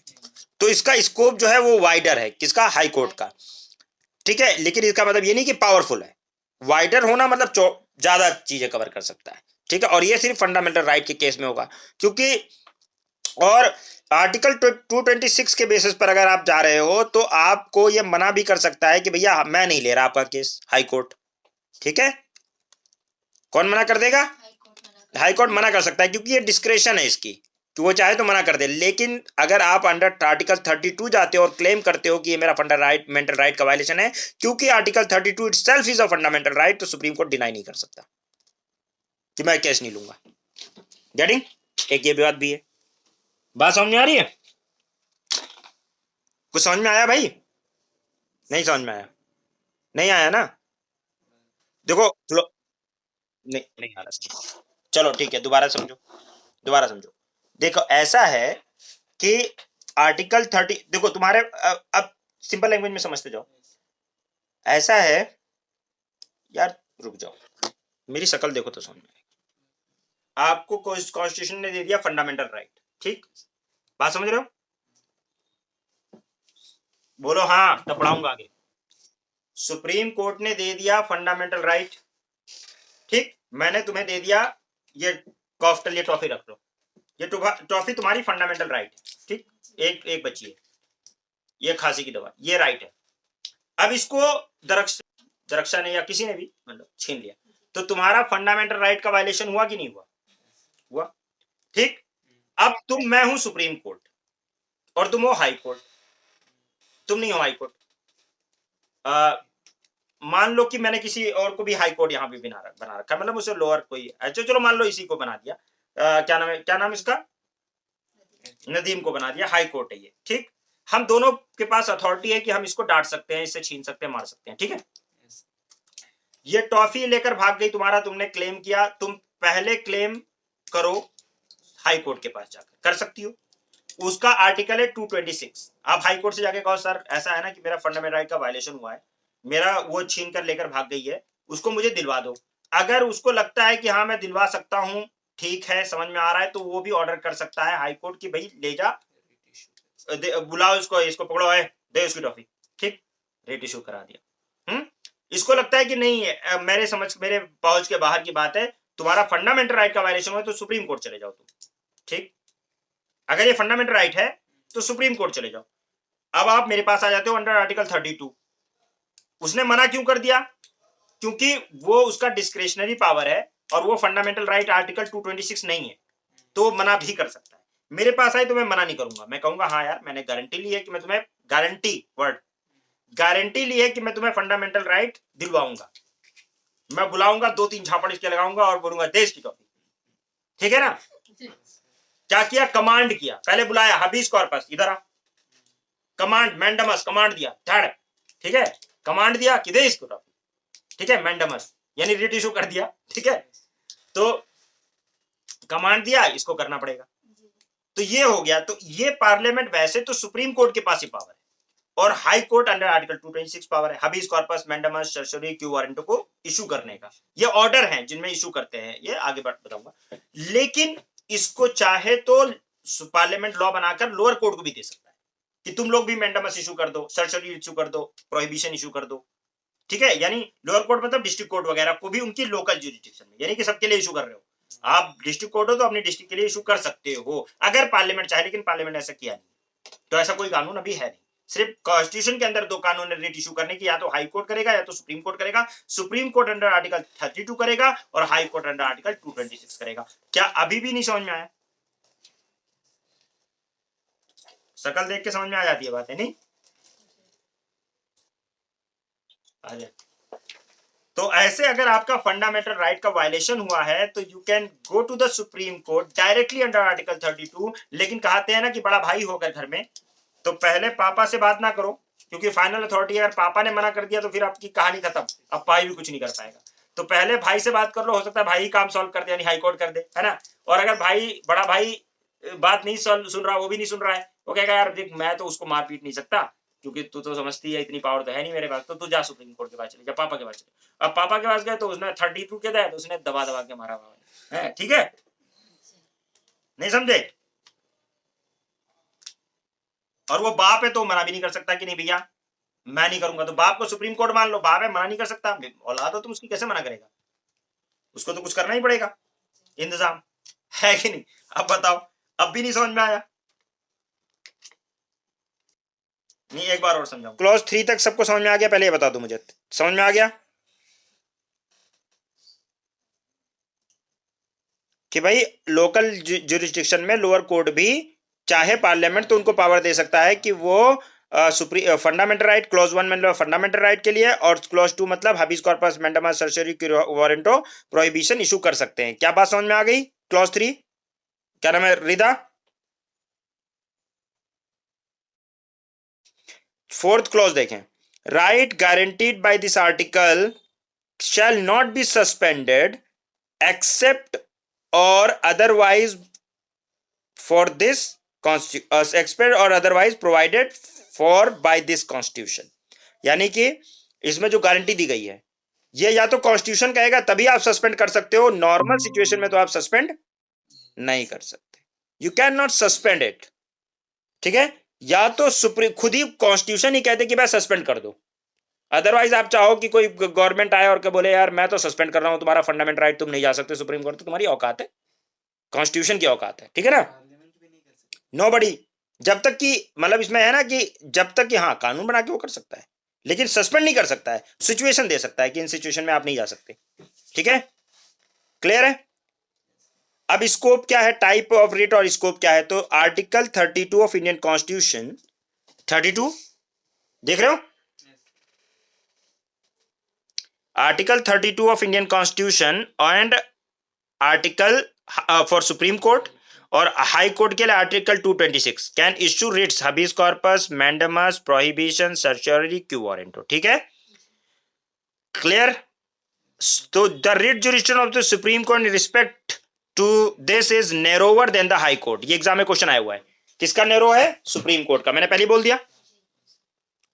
Remedy of under article 32 itself is a fundamental right, ये फंडामेंटल राइट है, इसलिए supreme court may not refuse to exercise its writ jurisdiction, वो मना नहीं कर सकता, ठीक, क्योंकि ये खुद ही फंडामेंटल राइट है तो मना नहीं कर सकता सुप्रीम कोर्ट, ठीक है। लेकिन other hand a remedy under article 226 is discretionary, मतलब मन करे तो हाई कोर्ट मना भी कर सकता है, और a high court may refuse to exercise the writ jurisdiction, वो बोले भाई देखो तुम सुप्रीम कोर्ट के पास जाओ मैं नहीं कर सकता इसको, ठीक है, मना कर सकता है, ओके, या रिजेक्ट कर सकता है, क्लियर। क्योंकि आप 226 जो है कोई फंडामेंटल राइट नहीं है, वो जर्नल कॉन्स्टिट्यूशनल राइट है, राइट, समझ लो ना। और जो पार्ट 3 में है वही फंडामेंटल राइट है ना, वो पार्ट 3 में तो है नहीं। क्या ये बात समझ में आ गई रिदा। अब देखें यहां पे habeas corpus to have a body of, to have the body of, ये हबीज कॉर्पस का मतलब है कि it is a order issued by the court, ध्यान रखिएगा एक एक लाइन इसकी इंपॉर्टेंट है, और यही पढ़ा के मैं खत्म करता हूं, यही इंपॉर्टेंट है। And it is an order issued by the court to a person who has detain another person, ये ऑर्डर किसको दिया जाएगा, एक आदमी को दिया जाएगा जिसने दूसरे आदमी को डिटेन किया हुआ है, to produce the body of the letter, यानी उसको सशरीर लेकर आओ, सशरीर मतलब ऐसे नहीं कि उसको बोल दो हाँ हाँ मेरे पास है, उसको लेकर कोर्ट में पहुंचो, ठीक है ना। तो ये ऑर्डर होता है हबीज कॉर्पस का, जब किसी को अरेस्ट कर लिया जाता है, कोई अरेस्ट कर लेता है, कहीं डिटेन करता है, तो उस केस में भाई उसको डिटेन नहीं कर सकते, उसको फ्रीडम ऑफ मूवमेंट, मान लो किसी ने किसी को घर में बंद कर रखा है तो उसके right to freedom of movement और उसकी बहुत से life and right to life and personal liberty का वायलेशन हो रहा है ना, हो रहा है ना। तो उस केस में सुप्रीम कोर्ट कहेगा कि उसको लेकर आओ, कोर्ट के सामने पेश करो सशरीर, प्रोड्यूस द बॉडी ऑफ, ठीक है। Habeas corpus both private and public individual, ये याद रखिएगा, ये सारे पॉइंट्स इंपॉर्टेंट है, ये जो है पब्लिक अथॉरिटी यानी गवर्नमेंट के कोई अथॉरिटी है, पुलिस वगैरह, उनके खिलाफ, और प्राइवेट इंडिविजुअल मतलब आपके भी खिलाफ इशू हो सकता है। जैसे आपने किसी को डिटेन कर रखा है तो आपके खिलाफ भी इशू हो सकता है। और ये रिट जो है बुलवार्क है इन द इंडिविजुअल लिबर्टी, यानी बहुत इंपॉर्टेंट है किसकी में, इंडिविजुअल लिबर्टी का अगेंस्ट आर्बिट्रेरी डिटेंशन। किसी को जेल में डाल देते हैं, जैसे कश्मीर वगैरह में उठा के जेल में डाल दिया, कहीं डाल दिया है ना, तो जेल में जब डाल दें किसी को तो उसके खिलाफ सुप्रीम कोर्ट आदमी जा सकता है। और ये बहुत बड़ा इंपॉर्टेंट कानून है कि आप हबीज कॉर्पस इशू करवा के उसको बुला सकते हैं, वो कहीं भी है, इनको लाना पड़ेगा। अगर इन्होंने डिटेन किया हुआ है उसको तो उसको सुप्रीम कोर्ट में पेश करना पड़ेगा। ठीक है, ठीक है, टू हैव अ बॉडी, अगर डिटेंशन है कहीं तो। ओके, लेकिन ये क्लियर होना चाहिए कि हाँ डिटेन किया है, किसके खिलाफ इशू करना है, गवर्नमेंट के खिलाफ डिटेन कर रखा है, कहीं जेल वेल में लेकर गए पकड़ के, पता होना चाहिए कि हाँ पकड़ के ले गए जेल में, फिर आप इशू करवाओ। ठीक है, या कोई इंडिविजुअल आदमी ने बंद कर रखा है तो उसके खिलाफ आपको पता है इसने बंद कर रखा है, छोड़ नहीं रहा है, तो उसके खिलाफ जा सकते हो। किडनैपिंग में तो वो क्रिमिनल ऑफेंस है, तो वो तो है, वो उसमें भी है, लेकिन अब वहां पे वो क्रिमिनल केस ही है, वहां तो उसको सजा मिलेगी पकड़ के। यहां तो यह डिटेन किया हुआ है और ये दिखा रहा है कि मैंने बाय लॉ डिटेन किया हुआ है। प्राइवेट इंडिविजुअल भी लाइव कर सकता है। कैसे कर सकता है कि जैसे मान लीजिए उसने मर्डर होते हुए देखा, या उसको लग रहा है कि अगर और अभी कोई अथॉरिटी है नहीं तो उसने बंद कर दिया, जेल में उसको पकड़ के बंद कर दिया, या कुछ लोगों ने मिलकर बंद कर दिया, तो वो भी कर सकते हैं ये चीज बाय लॉ। लेकिन वो छोड़ ही नहीं रहे, बंद कर रखा है, 10 दिन हो गए, छोड़ नहीं रहे, पुलिस के हवाले नहीं कर रहे, तो ऐसा हो सकता है ना। या कुछ ग्रुप ऑफ इंडिविजुअल, मान लो ये क्या नाम है, गौरक्षक ही पकड़ के किसी को बंद कर दिया इन्होंने, ठीक है ना, और बंद कर रखा है कि ये तो बाहर निकलेगा तो गाय वाय तस्करी करेगा, इसलिए हमने बंद कर रखा है। मान लो ऐसा कुछ किया, तो सिचुएशन बहुत सारी होती है। ठीक है, क्लियर है। तो ये इंडिविजुअल मतलब ये इंडिविजुअल के खिलाफ तो रेयर ही इशू होता है, मेनली जो पुलिस वगैरह डिटेन करती है गवर्नमेंट के खिलाफ ही होता है। ठीक है, यही तो है कि गवर्नमेंट के खिलाफ लड़ने के लिए आपके पास हथियार है, फंडामेंटल राइट, गवर्नमेंट कर रही है तो आप जा सकते हैं अभी इसके पास। उसके अलावा मैंडमस, मैंडमस मतलब कमांड, हम आदेश देते हैं। It is a command issued by the court to the public officials. ये पब्लिक ऑफिशियल्स को कमांड दिया जाता है, asking me to perform his official duty that is failed और रिफ्यूज टू परफॉर्म। ठीक है, अगर कोई पब्लिक अथॉरिटी अपनी ड्यूटी को नहीं फुलफिल कर रहा है, नहीं फिल कर रहा है, ठीक है, और परफॉर्म नहीं कर रहा है अपनी ड्यूटी को जो उसको करना चाहिए, ऐसा करते हैं बहुत सारे लोग। मैंने भी हाई कोर्ट में मैंडमस इशू फाइल करवा रखा है। तो मैंडमस जो होता है उसमें यह होता है कि पब्लिक अथॉरिटी अपना काम ठीक से नहीं कर रही है तो उसको आदेश दिलवाना कि तुम अपना काम ठीक से करो, जो भी लीगल है, जो भी चीजें हैं उसको करो, और अननेसेसरी परेशान आदमी को ना करो, जो तुम्हारी ड्यूटी है लीगली वो करो। ठीक है, तो इसके लिए जो है मैंडमस इशू कराया जाता है। अगर या वो करा नहीं है या कर नहीं पाया है, फेल हो गया है करने में, या करना नहीं चाहता है, दोनों सिचुएशन में मैंडमस इशू होगा। ठीक है, उसके लिए फाइल करना पड़ता है, आपको अपनी तरफ से फाइल करना पड़ेगा ना कि मैं कौन सा रिट फाइल कर रहा हूँ और वो फिट है। इतना तो एडवोकेट को किस लिए देते हो पैसा, इसीलिए ना कि, या एडवोकेट किस लिए पढ़े लिखे होते हैं, उनको पता है आप कौन सा रिट के लिए हमें फाइल करना है, उसके हिसाब से इशू कराएंगे। ठीक है, अब मैं तुम्हें खुद बता रहा हूँ कि क्या क्या इशू करोगे। अब मान लो कोई पब्लिक अथॉरिटी है, वो तुम्हारी बात नहीं सुन रहा है, तुम बार बार जा रहे हो, साहब ये कर दो, नहीं सुन रहा है, साहब ये करो, नहीं सुन रहा है, साहब ये करो, नहीं सुन रहा, या करना चाह रहा है कर नहीं पा रहा है, जो भी है, तो उसके खिलाफ ये इशू होगा। और it can issue against the public body, a corporation, inferior court, tribunal, government for the same purpose. ये इनके किसी के भी खिलाफ, इनमें से किसी के खिलाफ भी इशू हो सकता है। क्लियर है। मैंडमस किसी पब्लिक बॉडी, कोई कॉर्पोरेशन, कोई इंफीरियर कोर्ट यानी लोअर कोर्ट, कोई ट्रिब्यूनल या गवर्नमेंट के लिए, ठीक है, इस पर्पस के लिए, मतलब कि अगर वो ड्यूटी नहीं कर रहा है, आपकी बात नहीं सुन रहा है, तो उसके लिए इशू करवा सकते हो। क्लियर है, फिर उसको सुनना पड़ेगा। गेटिंग। अक्सर जब पब्लिक अथॉरिटी बात नहीं सुनती है तो मैंडमस इशू कराया जाता है। ठीक है, प्रोहिबिशन टू प्रोहिबिट, इसमें ध्यान रखिएगा, ये हाई कोर्ट, ये ध्यान हमेशा रखना है कि किसके खिलाफ करना है, कौन कर रहा है और किसके खिलाफ कर रहा है। इसमें क्या होगा, हाई कोर्ट यानी सुप्रीम कोर्ट मान लो, उससे लोअर जितने भी कोर्ट और ट्रिब्यूनल हैं, ठीक है ना, उनको रोक सकता है। जैसे मान लो कि कोई फंडामेंटल राइट का केस है, अब वो कह रहा है भाई तू क्यों डील कर रहा है इससे, तेरी तो मतलब बस की बात है, बाहर है। अब मान लो कि दरक्षा खड़ी हो जाए फंडामेंटल राइट पढ़ाने, हैं, तो इनको मैं प्रोहिबिट कर दूंगा, अरे तुम्हारी हिम्मत कैसे हुई, तुमने फंडामेंटल राइट को टच किया, इधर बंद करो, है।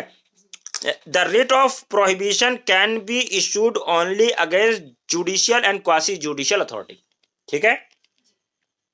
ये रिट जो है किसके खिलाफ हो सकता है, जुडिशियल अथॉरिटी और क्वासी जुडिशियल अथॉरिटी। जुडिशियल और क्वासी जुडिशियल मतलब जैसे ट्रिब्यूनल्स, ये जुडिशियल क्वासी जुडिशियल अथॉरिटीज है। इसी तरह से कैग भी एक क्वासी जुडिशियल अथॉरिटी है, इलेक्शन कमीशन एक क्वासी जुडिशियल अथॉरिटी है, मतलब जो जजमेंट भी देते हैं। National commission for SC ST भी क्वासी जुडिशियल अथॉरिटी है, और ओबीसी, ठीक है। मतलब ये है कि पूरी तरह कोर्ट नहीं है वो, लेकिन जजमेंट पास करते हैं।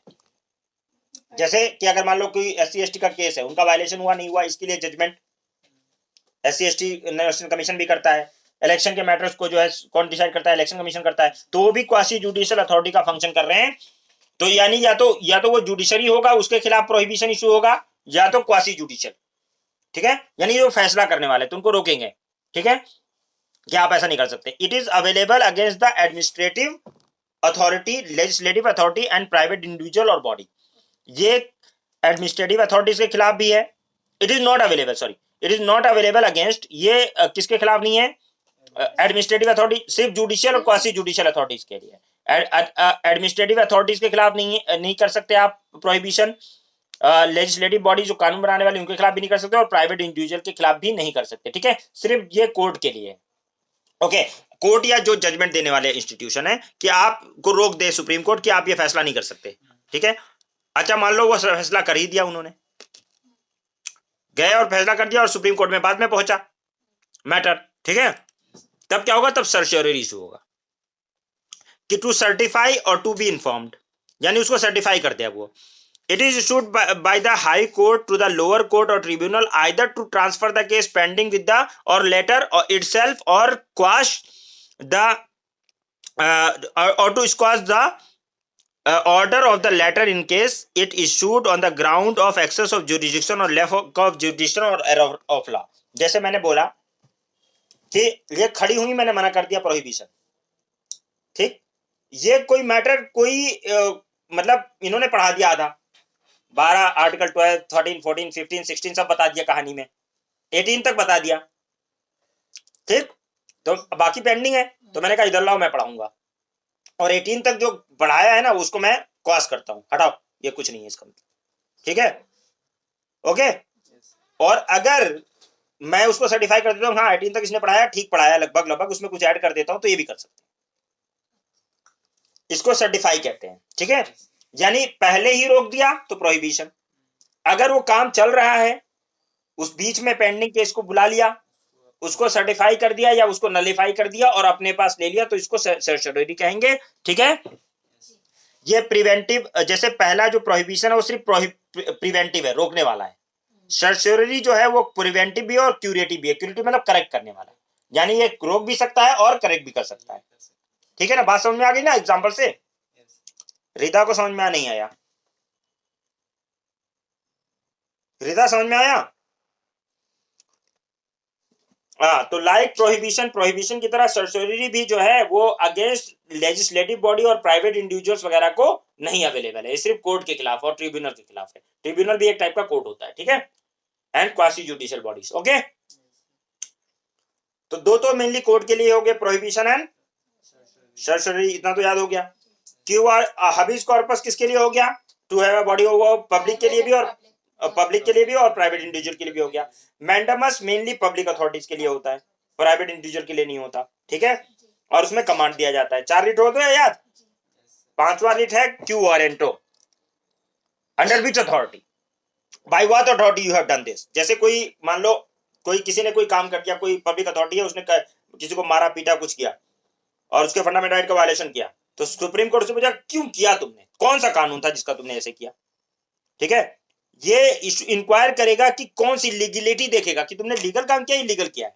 जैसे मान लो किसी ने पैसे वैसे लेकर और जमीन पास कर दिया, किसी और के नाम पे ट्रांसफर करवा दिया, किसी का प्रोफेशन छीन लिया, वो बिजनेस कर रहा था, उसका बिजनेस किसी और के नाम पे कर दिया, उसने कहा भाई प्रोफेशन, राइट टू प्रोफेशन मेरा फंडामेंटल राइट है, तुमने ऐसे कर कर दिया, वो मान लो चला गया सुप्रीम कोर्ट, तो वहां देखेगा कि तुमने जो किया है पब्लिक अथॉरिटी ने जो किया है, क्या ये लीगल है? तुमने जो बुलडोजर चलाया है उसके ऊपर, क्या ये लीगल है? अंडर विच, कौन सा कानून था जिसके तहत तुमने ये किया? Under which authority, by what authority of law तुमने ये किया है? कौन सा वारंट था तुम्हारे पास इसको करने के लिए? ठीक है, क्यू वारंट हो, ठीक है। इट प्रिवेंट द इलीगल अपसर्च of the public officer by a person. कोई भी इलीगल तरीके से अपने ऑफिस को मिसयूज करता है, कोई डीएम, एसडीएम या कोई मिनिस्टर जो मिसयूज करता है, तो ये रिट इशू किया जाता है। Writ can be issued only in case of substantive public office, permanent character institute by the constitution. और ये उनके लिए ही होता है जो एक सब्सटेंटिव कैरेक्टर का पब्लिक ऑफिस है, ठीक है। सब्सटेंटिव कैरेक्टर का मतलब यानी इस्टेब्लिश ऑफिस, परमानेंट ऑफिस है, जैसे मतलब जो मेन गवर्नमेंट है, ठीक है, जो कर सकता है, जैसे कि पुलिस इंस्टीट्यूशन है, इस्टेब्लिश्ड है। ये नहीं कि मतलब आज बनी कल कमेटी खत्म हो गई तो बात नहीं। जैसे मतलब पुलिस अथॉरिटी है, जैसे सीबीआई है, जैसे क्या नाम है, डीएम साहब हैं, जैसे मिनिस्टर्स हैं, समझ रहे हो ना। लेकिन अब यहाँ पे ध्यान रखना है कि दो चीजों के खिलाफ ये नहीं होता है, क्योंकि मिनिस्टर भी जब मिनिस्ट्री की कैपेसिटी में होता है, ठीक है, तो वो क्या होता है, वो पब्लिक ऑफिसर होता है। लेकिन यहाँ पे एक्सेप्शन हो जाता है ये, it can not be issued in case of ministerial office और प्राइवेट ऑफिस, ठीक, इसको एक्सेप्शन में लीजिएगा, ओके। जबकि वो मिनिस्ट्रियल ऑफिस में नहीं कर होगा, मतलब मिनिस्टर ऑफिस जो ऑफिशियल कैपेसिटी में काम कर रहा है उसके खिलाफ नहीं कर सकते आप, ठीक है। ब्यूरोक्रेट के खिलाफ हो सकता है, पब्लिक अथॉरिटीज और जो है उनके खिलाफ हो सकता है, ठीक है, क्योंकि अल्टीमेटली जो पेपर वर्क है तो ब्यूरोक्रेट का ही काम है ना, ओके। या कमांड या मिसयूज किया है अगर किसी ने, तो वो किसने किया है, उस बंदे ने किया है अपने ऑफिस का मिसयूज, तो उसके खिलाफ है। अदर फॉर रेट्स, देखो, unlike the other four writs, it can be sought by an interested person and not necessary by the aggrieved person. ये क्यों वारंट होना, बाकी चार राइट्स में जिसका वायलेशन हुआ है वही जाके करेगा दाखिल। जैसे तुम्हारे फंडामेंटल राइट का वायलेशन हुआ है तो तुम जाओगे, तुम्हारे बिहाफ पर मैं क्वेश्चन नहीं कर सकता। लेकिन मान लो तुम्हारा घर तोड़ दिया, तुम्हारा घर तोड़ दिया, रेजिडेंस का राइट तुम्हारा था, या तुम्हारा प्रोफेशन कुछ था उसको तोड़ दिया, दुकान तोड़ दी, तो मैं भी क्वेश्चन कर सकता हूं। मैं भी इंटरेस्टेड पर्सन हूं, मैं कहूं मैं उसका टीचर हूं, मैं उसका वेल विशर हूं, मैं पूछता हूं कि अंडर विच अथॉरिटी तुमने किया, तो क्यू वारंटो मैं भी केस फाइल कर सकता हूं। इसमें जो लोकस स्टैंडी है, क्या होता है लोकस स्टैंडी, क्या कहते हैं, locus, LOCUS, locus standi, standi मतलब खड़ा होना। लोकस स्टैंडी का मतलब होता है who can appear in the court, कौन खड़ा हो सकता है कोर्ट में, लोकस स्टैंडी, ठीक है। लोकस स्टैंडी मतलब क्या है, तो who can appear in the court, तो हु कैन मतलब गो इन द कोर्ट, तो लोकस स्टैंडी यहाँ पे जर्नल है, कोई भी इंटरेस्टेड पर्सन कर सकता है। लोकस स्टैंडी यहाँ पे एग्रीड पर्सन का नहीं है सिर्फ, ठीक है। कहते हैं यहाँ ये आपका लोकस स्टैंडी नहीं है, आप नहीं आ सकते। जैसे अगर आप हबीज कॉर्पस के लिए गए तो बोलेंगे लोकस स्टैंडी आपका नहीं है, आप नहीं आ सकते। लेकिन अगर क्यू वारंटो के लिए गए तो लोकस स्टैंडी आपका है, चाहे आप एग्री पर्सन हो, आपका वायलेशन हुआ है चाहे नहीं हुआ है, मैं आपके बिहाफ पर भी क्वेश्चन कर सकता हूं, ठीक है। जैसे तुमने चोरी की चॉकलेट रिदा की, ठीक है, तो मैं रिदा ने नहीं क्वेश्चन किया, मैं भी पूछ सकता हूं तुमने कैसे चोरी की है, ठीक है, मैं पूछ सकता हूं ना। मतलब कोई उसका फ्रेंड चलो ये पूछ लेगा, इसलिए पूछ लेगा क्योंकि क्यू वारंट उसको राइट दे रहा है कि वो अपने फ्रेंड के बिहाफ पर पूछ सकता है कि तू हो सकता है तुम कल उसके चोरी कर लो। तो आज रिदा की है, तो इसलिए उसने पूछ लिया कि तुमने क्यों किया, रिजा ने परमिशन दी थी क्या, अब तुमने कहा रिजा ने परमिशन दी थी, सेटिस्फाइड। उसने कहा नहीं दी थी तो तुम्हें सजा दिलवाएगा क्योंकि कहीं उसका ना चोरी हो जाए। तुमने पड़ोसी का घर तोड़ा है तो मेरा भी तो टूट सकता है, तो मैं भी क्वेश्चन कर सकता हूं कि भैया कैसे तोड़ दिया तुमने इसको। गेटिंग भाई, क्या नाम इसका, रिदा समझ में आया। तो 5 रिट्स कौन कौन से, habeas corpus, mandamus, prohibition, certiorari, quo warrant.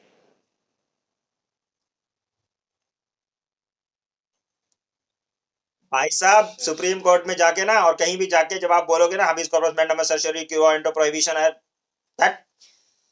मतलब लंका लगा दोगे लोगों। और वो भी आपको जब ये भी पता हो किसके खिलाफ इशू होगा किसके खिलाफ नहीं होगा। एक एक लाइन इसकी ना कीमती है, इसको स्वर्ण अक्षरों में लिखा जाना चाहिए। मैंने वैसे लिंक से लिखा हुआ है, लेकिन स्वर्ण अक्षरों में लिखे वाली लाइन है, रट्टा मार लेना इसको, क्योंकि इससे क्वेश्चन 100% पूछता है कहीं ना कहीं। और आपको अगर नहीं पता है तो आप बेवकूफ हो, आप फंडामेंटल राइट का मतलब कुछ नहीं है फिर आपके लिए, ठीक है। दूसरा आर्टिकल 33 बहुत आसान है, सिंपल ऐसे समझ लो कि आर्टिकल 33 अरे बहुत आसान है, मुझे कुछ पढ़ाना ही नहीं उसमें, सिर्फ इतना बताना है कि देखो जो अगर आप आर्म फोर्स में हो, किसमें हो, आर्म फोर्स में हो, आर्म फोर्स मतलब कौन, मिलिट्री में हो, आर्मी में हो, पुलिस में हो, पैरामिलिट्री फोर्स हो, पुलिस में हो, कोई भी फोर्स में हो, ठीक है ना, जो भी गवर्नमेंट ने स्टेब्लिश किया हुआ है, तो आपको सारे फंडामेंटल राइट नहीं मिलेंगे, ठीक है। आपका रिस्ट्रिक्शन रहेगा, एब्रोगेट किया जा सकता है आपका फंडामेंटल राइट सिचुएशन के अकॉर्डिंग, ठीक है। क्योंकि अगर आपने कह दिया भैया मैं तो गोली नहीं चला रहा, मैं तो बॉर्डर पे गोली चल रही है, मैं नहीं जा रहा, मेरा भी राइट टू लाइफ पर पर्सनल लिबर्टी है, तो बॉर्डर पे लड़ेगा कौन। पुलिस ने कह दिया कि भैया ठीक है वहां पे वो आग लगी हुई है, मैं नहीं जा रहा बुझाने, फायर ब्रिगेड वाले ने मना कर दिया, पुलिस वालों ने मना कर दिया कि भाई मैं नहीं जा रहा वहां पे बुझाने, वहां पे तो आग लग रही है, वहां पे मेरी जान को खतरा हो सकता है, ठीक है, मैं नहीं जा रहा, तो फिर करेगा कौन, तो वो right to life and personal liberty duty के टाइम पे क्लेम नहीं कर सकते। तो इसलिए आर्म फोर्सेस, पैरामिलिट्री फोर्सेस और इस तरह के जो भी हैं सेंट्रल ब्यूरो वगैरह के जो फोर्सेस हैं, वो सारे लोग जो है उनको, ठीक है, क्या है उनको, क्या नहीं है, सारे फंडामेंटल राइट नहीं होते। तो यहां पे लिखा जाएगा कि modify the right conferred in this part two in the application of forces, forces के केस में ये मॉडिफाई हो जाते हैं राइट्स, ठीक है। आर्टिकल 33, ठीक है। आर्टिकल 34 में कह दिया कि अगर मार्शल लॉ लगाओ, क्या लगाओ, मार्शल लॉ लगाओ, मतलब मार्शल लॉ मतलब क्या है, कर्फ्यू लगाओ, पैरामिलिट्री फोर्स लगी है लॉ एंड ऑर्डर के लिए, ठीक है ना, तो आप ये नहीं कह सकते मैं तो नाचूंगा बाहर जाके, तो गोली मार देंगे आपको, ठीक है। कर्फ्यू लगा हुआ है लॉ एंड ऑर्डर मेंटेन करने के लिए, आपको नहीं मैं तो डांस करूंगा स्ट्रीट पे जाके, मैं तो जाऊंगा वहां पे जहां मना कर रहे हैं, तो गोली मार सकते हैं, आपके फंडामेंटल राइट क्लेम नहीं कर सकते उसमें, ठीक है ना। लेकिन ये ब्लैंकेट इम्यूनिटी नहीं है, मतलब कि नहीं मतलब ऐसा होगा ही ठीक है, मतलब करना एकदम गोली मार देंगे तो सही है मतलब उसमें भी देखना पड़ेगा, लेकिन आप अननेसेसरी अगर बाहर निकल रहे हो तो मतलब आप कर्फ्यू के टाइम पर या मिलिट्री लॉ के टाइम पर जब लॉ एंड ऑर्डर मेंटेन करने के लिए लगा हुआ है, तो उस केस में आप जो है क्या नाम है फंडामेंटल राइट क्लेम नहीं कर सकते। और इसका मतलब ये भी नहीं है कि अगर मार्शल लॉ लग गया तो आपका इप्सो फैक्टो हबीज कॉर्पस का राइट खत्म हो गया, सस्पेंड हो गया, ऐसा नहीं, इप्सो अपने आप, ये लास्ट लाइन लिखा हुआ है ना, the supreme court held that the declaration of martial law does not ipso facto result in the suspension of the habeas corpus. इसका मतलब ये नहीं है कि आपको अरेस्ट कर लिया जाएगा हर सिचुएशन में, इप्सो फैक्टो नहीं किया जाएगा, मतलब अगर आपने कुछ गलती की है तो किया जा सकता है, ये नहीं कि हर किसी को उठा के जेल में डाल दो अगर मार्शल लॉ लगा दिया तो, ठीक है ना। इप्सो फैक्टो का मतलब होता है अपने आप ही, जैसे ही मार्शल लॉ लगा बस आपका हबीज कॉर्पस सस्पेंड, ऐसा नहीं है, ठीक है। सुप्रीम कोर्ट ने कह दिया मतलब आप वहां भी अगर आप मार्शल लॉ लगा हुआ है तो भी आप किसी के घर में घुस के नहीं मारेंगे उसको या उसको अरेस्ट नहीं करेंगे, वो है कि आप जो है बाहर वो निकल रहा है, वो लॉ एंड ऑर्डर डिस्टर्ब करने की कोशिश कर रहा है तो आप करेंगे, तो वहां पे वो फंडामेंटल राइट क्लेम नहीं कर सकता, ठीक है। 35 में साफ साफ दे दिया है, वैसे तो सारे लॉज अपने आप ही इफेक्ट में आते हैं, किसमें आते हैं, इफेक्ट में, वैसे तो सारे laws fundamental right self executory हैं, उसके लिए कोई कानून बनाने की जरूरत नहीं है, ठीक है ना। लेकिन अगर कानून बनाने की जरूरत पड़ती है पूरी कंट्री में यूनिफॉर्मिटी के लिए, तो सिर्फ कौन बना सकता है, पार्लियामेंट बना सकता है, यह आर्टिकल 35 है, ठीक है। एक बार आप लोग पढ़ लीजिएगा, कोई डाउट हो कोई दिक्कत हो, आर्टिकल 33 में क्या है, मॉडिफिकेशन, यानी आर्म फोर्सेस को, आर्मी को पूरे फंडामेंटल राइट नहीं मिलते ड्यूटी पे, ठीक, मॉडिफाई कर दिए जाते हैं। 34 में मार्शल लॉ लगा है तो जनरल पब्लिक भी नॉर्मली क्लेम नहीं कर सकती फंडामेंटल राइट, ठीक। 35 में कह रहा है अगर फंडामेंटल राइट को इन्फोर्स करने के लिए कोई कानून बना पड़े, जैसे सिविल राइट प्रोटेक्शन एक्ट बनाया था, जैसे राइट टू एजुकेशन एक्ट बनाया था, अगर ऐसा कोई कानून बनाना पड़े इन्फोर्स करने के लिए तो कौन बनाएगा, पार्लियामेंट बनाएगा।